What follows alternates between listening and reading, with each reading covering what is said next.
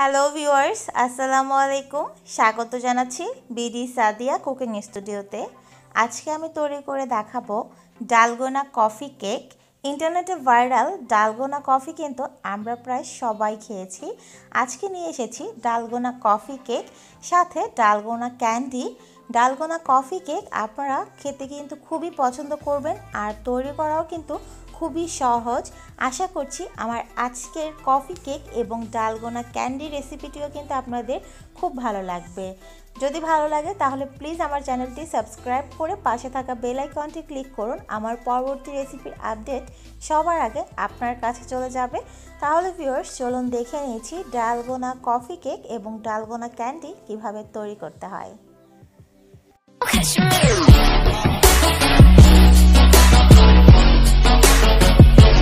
Cake তৈরির জন্য পরিষ্কার একটা বোল নিয়ে নিয়েছি। এবার আমি দিয়ে দিচ্ছি হাফ কাপ পরিমাণ চিনি। চিনিটা আপনারা মিষ্টির বুঝে দেবেন, তবে হাফ কাপ পরিমাণ চিনি কিন্তু পারফেক্ট মিষ্টির জন্য। 1 টেবিল চামচ ইনস্ট্যান্ট কফি দিচ্ছি 2 টেবিল চামচ গরম পানি। চাইলে ঠান্ডা পানিও দেওয়া যেতে পারে, তবে ঠান্ডা পানি দিলে কিন্তু কফিটা মিশতে একটু বেশি সময় লাগবে। এবার আমি একটা ইলেকট্রিক বিটার দিয়ে বিট করে ফোম তৈরি করে নিচ্ছি। আপনাদের কাছে যদি ইলেকট্রিক বিটার না থাকে সেক্ষেত্রে আপনারা হ্যান্ড উইক্স বা কাঁটা চামচ দিয়েও এই কাজটা করতে পারেন, সেক্ষেত্রে সময় একটু বেশি লাগবে। দেখতে পাচ্ছেন বিট করতে করতে কিন্তু এখানে কালারটা ট্রান্সপারেন্ট হয়ে যাচ্ছে। আর এটাকে কিন্তু আমরা একদম হার্ড ফোম তৈরি করব না, যেহেতু আমরা একটা সফট কেক তৈরি করব। সফট কেক তৈরি করার জন্য ফোমটাকেও কিন্তু সফট হতে হবে, খুব বেশি হার্ড করে ফেলা যাবে না। দেখতে পাচ্ছেন যে একটা ক্রিমি স্ট্রাকচার কিন্তু চলে এসেছে কফির মধ্যে। এই পর্যায়ে আমরা বিট করা থামিয়ে দিচ্ছি। খুব বেশি বিট করে যদি হার্ড করে ফেলি তাহলে কিন্তু কেকটাও কিন্তু হার্ড হয়ে যাবে, তখন কিন্তু খেতে খুব একটা ভালো লাগবে না। এবার দিয়ে দিচ্ছি হাফ কাপ পরিমাণ রান্নার রেগুলার তেল। আপনারা চাইলে এখানে হাফ কাপ পরিমাণ বাটারও দিতে পারেন। আবারও আমি বিট করে নিচ্ছি। বিট করে কফির সাথে কিন্তু তেলটাকে খুব ভালোভাবে মিশিয়ে দিতে হবে। কফি আর তেলটা যেন আলাদা না থাকে সেদিকে একটু লক্ষ্য রাখতে হবে। 1 মিনিটের মতো বিট করার পর দেখতে পাচ্ছেন কফির সাথে কিন্তু তেলটা খুব ভালোভাবে মিশে গেছে, আর ক্রিমি একটা ভাব তৈরি হয়ে গেছে কিন্তু আরও বেশি। তেলটাকে মিশিয়ে নিয়ে এবার আমি দিয়ে দিচ্ছি হাফ কাপ পরিমাণ গরম লিকুইড দুধ। দুধটা এরকম গরম রেখেছি যেন একটা আঙুল বেশ কিছুক্ষণ ডুবিয়ে রাখা যায়। হাফ কাপ পরিমাণ দুধ দিয়ে আমি আবারও ভালো করে বিট করে নিচ্ছি। সম্পূর্ণ কেকের ব্যাটারটাই কিন্তু আমি ইলেকট্রিক বিটারে তৈরি করছি। আপনারা চাইলে কিন্তু হ্যান্ড উইক্স বা কাঁটা চামচও তৈরি করতে পারেন। আবারও বলছি, এতে করে হয়তো সময় একটু বেশি লাগবে কিন্তু কাজ কিন্তু একই হবে। খুব ভালোভাবে বিট করে নিচ্ছি। যখন এরকম ফেনা আকারে তৈরি হয়ে যাবে তখনই বুঝতে হবে যে সবগুলো উপকরণ খুব ভালোভাবে মিশে গেছে। এবার আমি বিটারটাকে তুলে নিচ্ছি, আর এখানে শুকনো উপকরণ দিয়ে দিচ্ছি। শুকনো উপকরণগুলো কিন্তু অবশ্যই 2 থেকে 3 বার চেলে দিতে হবে। দিয়ে দিচ্ছি 1 কাপ পরিমাণ ময়দা। আপনারা চাইলে এখানে আটাও ব্যবহার করতে পারেন, তবে ময়দা দিলে একটু ভালো হয় বেশি। 1 টেবিল চামচ পরিমাণ কর্নফ্লাওয়ার, 1 চা চামচ পরিমাণ বেকিং পাউডার। এবার এই 3টা উপকরণকে আমি ভালোভাবে চেলে নিচ্ছি। এখানে আমি কোকো পাউডার দিচ্ছি না, কোকো পাউডার ছাড়াই কিন্তু কেকটা অনেক সুন্দর কালার আসবে কফির জন্য। যে অবশিষ্ট অংশ আছে এটাকে ফেলে দিয়ে আমি আবারও বিট করে খুব ভালোভাবে সবগুলো উপকরণ একসাথে মিশিয়ে নিচ্ছি।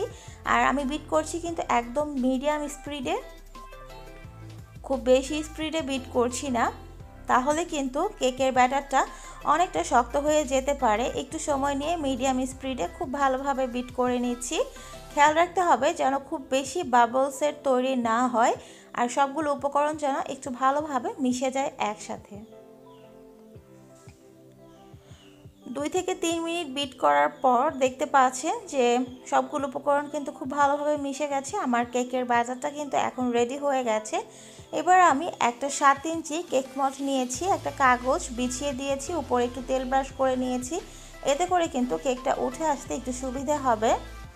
একটু উপর থেকে কেকের ব্যাটারটাকে এবার আমি ঢেলে দিচ্ছি। উপর থেকে ঢাললে বাবলস তৈরি কম হয়। কেকের ব্যাটারটা ঢেলে হাত দিয়ে একটু ট্যাপ করে দিচ্ছি, এতে করে ভেতরে যে বাবলসগুলো আছে সেগুলো খুব সহজেই বের হয়ে যাচ্ছে। ভেতরে যদি বাবলস থাকে তাহলে কিন্তু কেকটা ভালো হবে না। 10 মিনিট আগে একটা ফ্রাই প্যানের ভিতরে লবণ দিয়ে লবণের উপর একটা স্ট্যান্ড বসিয়ে আমি ওভেনের মতো করে প্রিহিট করে নিয়েছিলাম। এবার আমি কেকের মলটা বসিয়ে দিচ্ছি। কেকের মলটা বসিয়ে ঢাকনা দিয়ে ঢেকে দিচ্ছি। আর এই পর্যায়ে চুলার আঁচটা কিন্তু একদম মিডিয়াম টু লো রেখেছি। কেকটা হতে আমার 30 থেকে 35 মিনিটের মতো সময় লাগবে। আর এর মাঝখানে কিন্তু ঢাকনাটা তুলব না, উপর থেকে কিন্তু দেখা যাবে যে কেকটা হয়েছে কি না। ডালগোনা কফি ক্যান্ডি তৈরির জন্য চুলায় একটা প্যান বসিয়ে 1 কাপ পরিমাণ চিনি দিয়ে দিচ্ছি। 1/3 কাপ পরিমাণ পানি দিয়ে চুলার আঁচটাকে মিডিয়াম রেখে ঘন ঘন নেড়ে চেড়ে দিচ্ছি। নেড়ে চেড়ে চিনিটাকে পানির সাথে খুব ভালোভাবে মিশিয়ে দিতে হবে।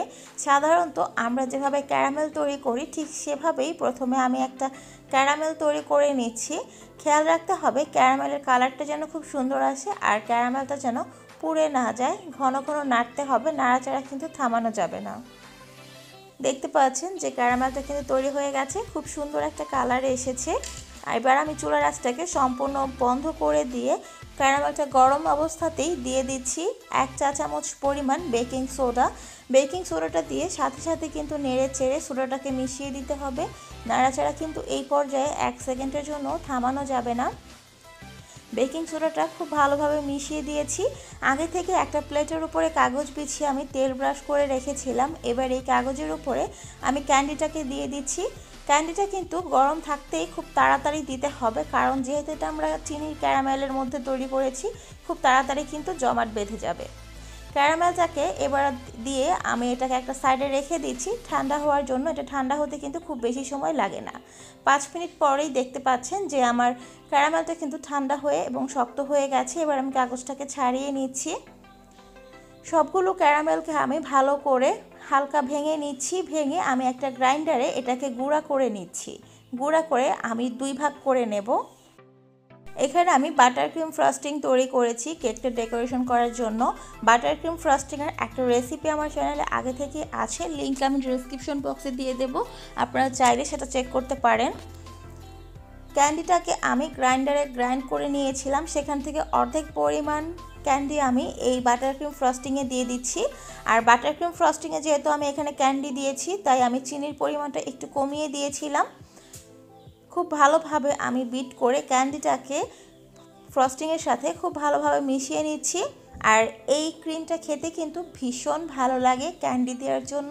দেখতে পাচ্ছেন আমার ক্রিমটা কিন্তু সম্পূর্ণ তৈরি হয়ে গেছে।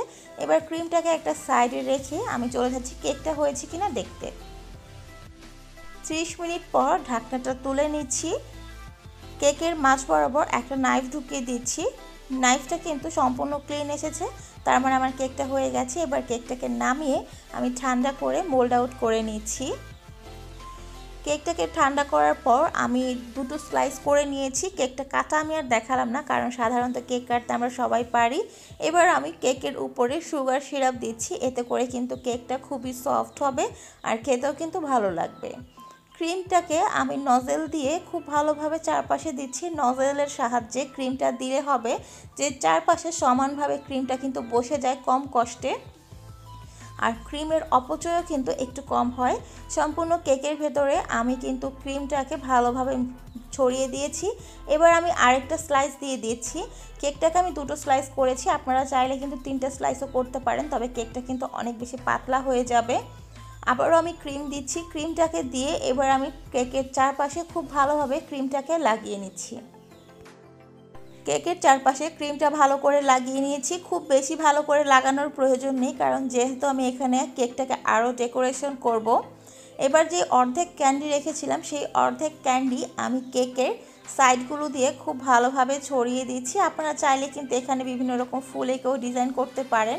যেহেতু এটা ডালগোনা কফি কেক, তাই আমি ডালগোনা ক্যান্ডি দিয়ে ডেকোরেশন করেছি। চারপাশে ভালোভাবে উপরে এবং নিচে লাগিয়ে যে কাগজটা আগে বিছিয়ে দিয়েছিলাম সেই কাগজটা তুলে নিয়েছি।